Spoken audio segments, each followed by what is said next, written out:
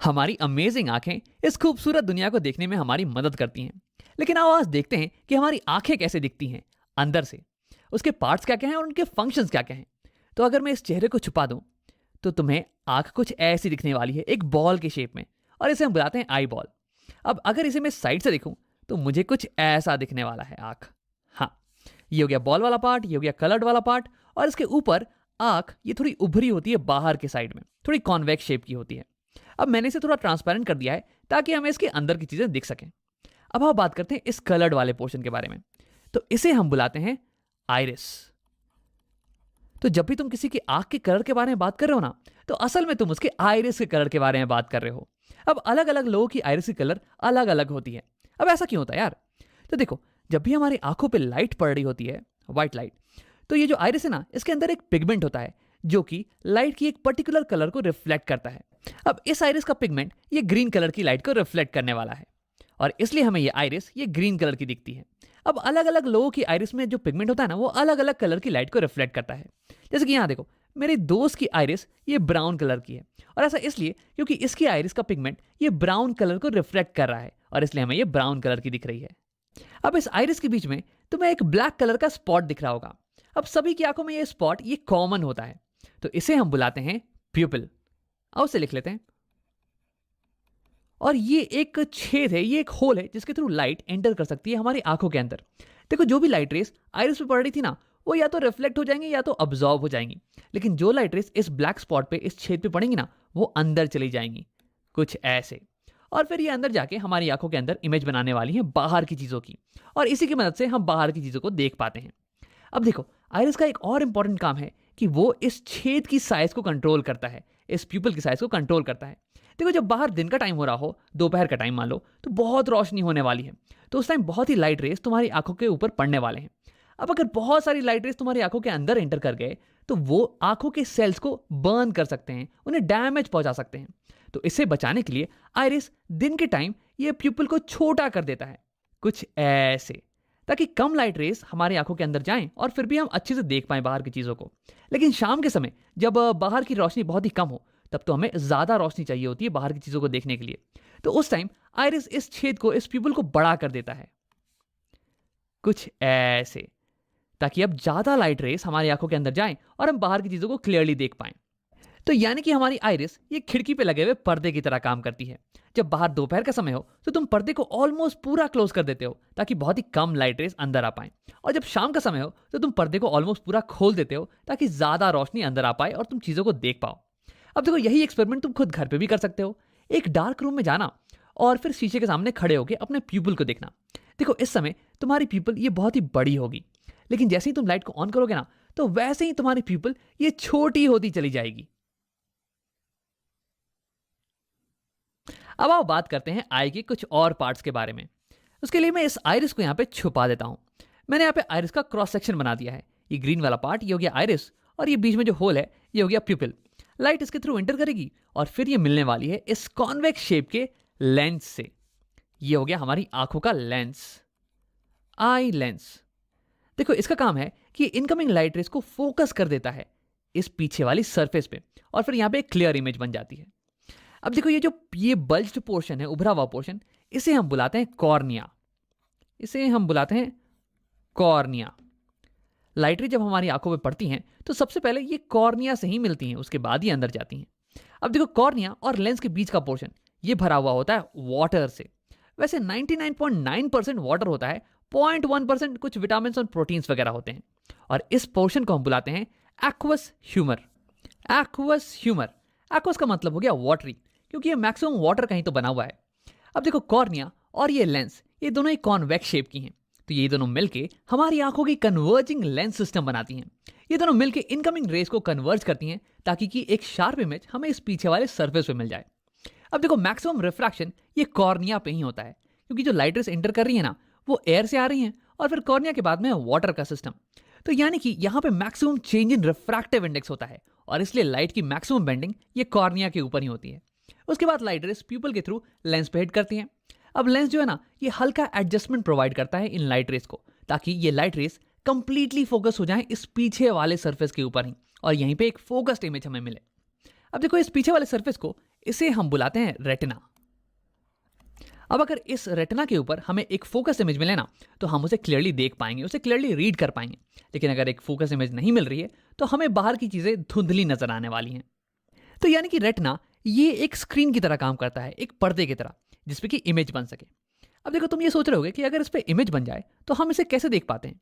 तो ऐसा इसलिए क्योंकि रेटिना जो है ना, ये लाइट सेंसिटिव सेल्स से बना हुआ है।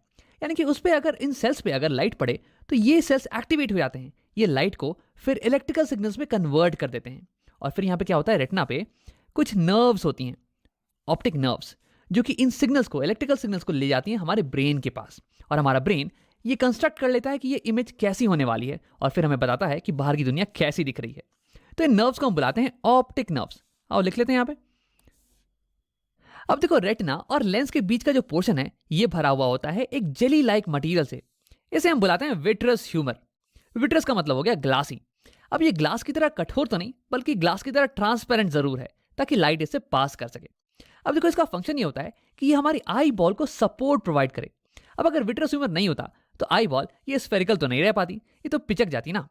तो यहाँ हमारे पास हो गया एक्वस ह्यूमर, जो कि वाटरी है, और ये कॉर्निया और लेंस को न्यूट्रिशन प्रोवाइड करता है। और यहाँ पे विट्रस ह्यूमर ये जेली लाइक है, और ये हमारे आई बॉल को सपोर्ट प्रोवाइड करता है। अब आओ एक आखिरी चीज के बारे में बात करते हैं, इन फाइबर लाइक मटेरियल्स के बारे में जिन्होंने हमारे लेंस को पकड़ रखा है। इन्हें हम बुलाते हैं सीलरी मसल्स। अब देखो, ये सीलरी मसल्स ये हमारे लेंस के शेप को बदल सकती हैं। तो हाँ, हमारा लेंस ये एक रिजिड मटेरियल का नहीं बना हुआ है, बल्कि ये एक जेली लाइक मटेरियल का बना हुआ है। और अगर तुम इसे पिचकाओगे ना तो ये पिचक जाने वाला है, और इसकी जो कर्व्ड पोर्शन है ना, ये और ज़्यादा कर्व्ड हो जाने वाली है। और अगर तुम इसे खींचोगे तो ये इलोंगेट हो जाने वाला है, और इसकी कर्वेचर ये पतली हो जाने वाली है। अब तुम सोच रहे हो कि यार इसका क्या फ़ायदा है। तो देखो, हमारी आंखें अलग अलग दूरी पे रखे हुए ऑब्जेक्ट्स पे फोकस कर सकती हैं, उनकी इमेज को सेम डिस्टेंस पे बना सकती हैं। अब ऐसा करने के लिए हमारे लेंस के पावर को चेंज होना पड़ेगा, और ऐसा करने के लिए हमें अपने लेंस के कर्वेचर को चेंज करना पड़ेगा, और वही करने में मदद करती है हमारी सीलरी मसल्स। अब उसे और थोड़ा डिटेल में समझते हैं। तो केवल फोकस करते हैं हमारे लेंस पे। अब मान लो कि तुम किसी दूर रखी हुई ऑब्जेक्ट को देख रहे हो। तो दूर रखा हुआ ऑब्जेक्ट है, तो इसलिए उससे जो इनकमिंग रेस होंगी ना, इंसिडेंट रेस, ये ऑलमोस्ट पैरेलल होने वाली हैं। और क्योंकि तुम इसे क्लियरली देख पा रहे हो, इसका मतलब कि उसकी एक क्लियर इमेज, उसकी एक फोकस्ड इमेज ये लेंस बना दे रहा होगा यहाँ रेटिना के ऊपर। तो यानी कि ये लेंस इनकमिंग पैरेलल रेस को फोकस कर दे रहा है रेटिना के ऊपर, कुछ ऐसे। देखो, ये होगी रे डायग्राम, पैरेलल रेस आ रही हैं और ये लेंस उसे फोकस कर दे रहा है रेटिना के ऊपर। अब देखो, इस केस में लेंस इनकमिंग रेस को बहुत ही हल्का रिफ्रैक्ट कर रहा है, बहुत ही हल्का बेंड कर रहा है, कुछ 10 डिग्री का एंगल मान लो। यानी कि इस केस में required power of the lens ये थोड़ी कम होने वाली है। लेकिन अब अगर ऑब्जेक्ट ये तुम्हारी आंखों के पास आ जाए, कहीं यहाँ पे, तो देखो इस केस में जो रेस आ रही होंगी ना तुम्हारी आंखों पे, ये तो डाइवर्जेंट रेस होने वाली हैं यार, ये तो पैरेलल नहीं होने वाली हैं। लेकिन देखो, अगर अभी भी तुम पास रखी हुई ऑब्जेक्ट को क्लियरली देख पा रहे हो, इसका मतलब इस ऑब्जेक्ट की भी इमेज बिल्कुल यहीं पे बन रही होगी। तो यानी कि रिफ्रैक्टेड रेस ये तो बिल्कुल ऐसे ही दिखने वाली हैं। लेकिन इस बार लेंस को, रेस को, इनकमिंग रेस को ज्यादा बेंड करना पड़ेगा, ज्यादा मोड़ना पड़ेगा, ताकि वो यहाँ रेटिना पे फोकस्ड हो पाए। देखो, मैं यहाँ पर रे डायग्राम तुम्हें दिखाने वाला हूं, तुम एक बार अमाउंट ऑफ बेंडिंग पे ही फोकस करना। तो यहाँ तुम देख सकते हो, जब ऑब्जेक्ट पास में आ गया तो ये इंसिडेंट रेस ये डाइवर्जेंट थी और ये ऐसे चली जाती।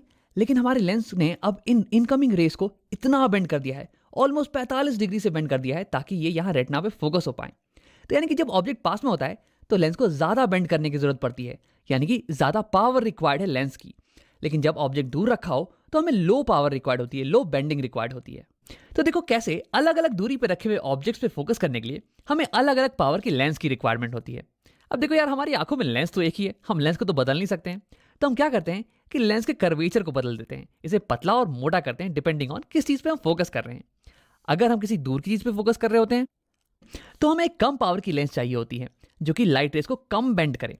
तो उस केस में हमारी सिलरी मसल्स ये रिलैक्स हो जाती हैं, ये हमारे लेंस को इलोंगेट कर देती हैं, ताकि इसकी कर्वेचर ये कम हो जाए और ये लाइट रेस को कम बेंड करे, इसकी पावर कम हो जाए।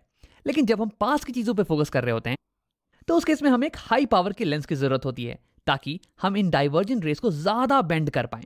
तो उस केस में हमारी सिलरी मसल्स ये लेंस को पिचका देती है, ताकि इसका कर्वेचर ये बड़ा हो जाए और उसके बाद ये ज्यादा बेंड करने लगे, इसकी पावर बढ़ जाए। तो ऐसे ही सिलरी मसल हमारे आई लेंस के शेप को चेंज कर सकती है, इसके पावर को चेंज कर सकती है। तो सिलरी मसल के इसी पावर को हम बोलते हैं पावर ऑफ एकोमोडेशन। अब देखो, आगे कुछ वीडियोस में हम इसके बारे में डिटेल में बात करने वाले हैं, तो अगर ये तुम्हें समझ में नहीं भी आया हो ना, तो घबराने की कोई बात नहीं है। आओ वीडियो को यहीं पे खत्म करते हैं और इसे समराइज कर लेते हैं। तो इस वीडियो में हमने आई के अलग अलग पार्ट्स और उनके फंक्शंस के बारे में पढ़ा। सबसे पहले लाइट जब हमारे आंखों में पड़ती है तो वो टच करती है कॉर्निया को। देखो कॉर्निया ये आंख के ऊपर ये उभरा हुआ पार्ट होता है और यहीं पे लाइट रे का मैक्सिमम रिफ्रैक्शन होता है, मैक्सिमम बेंडिंग, क्योंकि यहीं पे मैक्सिमम मीडियम में चेंज आ रहा है। अब उसके बाद लाइट जाती है एक्वस ह्यूमर में। अब ये मोस्टली वाटर का बना हुआ होता है और उसके बाद लाइट एंटर करती है आंखों में प्यूपिल के थ्रू, ये ब्लैक वाला पोर्शन। और इस ब्लैक वाले पोर्शन के साइज को कंट्रोल करता है आइरिस। आइरिस हो गया आंखों का कलर्ड वाला पोर्शन। अब इसके बाद लाइट रेस पास करती है लेंस के थ्रू। देखो लेंस का काम होता है लाइट रेस को फाइन एडजस्टमेंट प्रोवाइड करना ताकि इमेज एग्जैक्टली रेटिना के ऊपर ही बन जाए। अब इसमें इसकी मदद करती हैं सिलरी मसल्स जो कि इसके शेप को चेंज कर सकती हैं और इसलिए इसके पावर को भी चेंज कर सकती हैं। अब इसके बाद लाइट रेस पास करती हैं विट्रस ह्यूमर के थ्रू। ये विट्रस ह्यूमर ये आई बॉल के शेप को मेंटेन करके रखता है। अब इसके बाद लाइट रेस इमेज बना देती हैं हमारी रेटिना के ऊपर। रेटिना एक स्क्रीन की तरह काम करता है जिसपे कि इमेज जब बने तो हम उसे क्लियरली देख पाते हैं। देखो रेटिना बना होता है बहुत ही लाइट सेंसिटिव सेल से जिन्हें हम कहते हैं रॉड्स एंड कोन सेल। जब लाइट इन पे पड़ती है तो ये एक्टिवेट हो जाते हैं और ये लाइट को कन्वर्ट कर देते हैं इलेक्ट्रिकल सिग्नल्स में और ये सिग्नल ऑप्टिकल नर्व्स के थ्रू हमारे ब्रेन तक पहुंच जाते हैं और फिर हम बाहर की दुनिया को देख पाते हैं।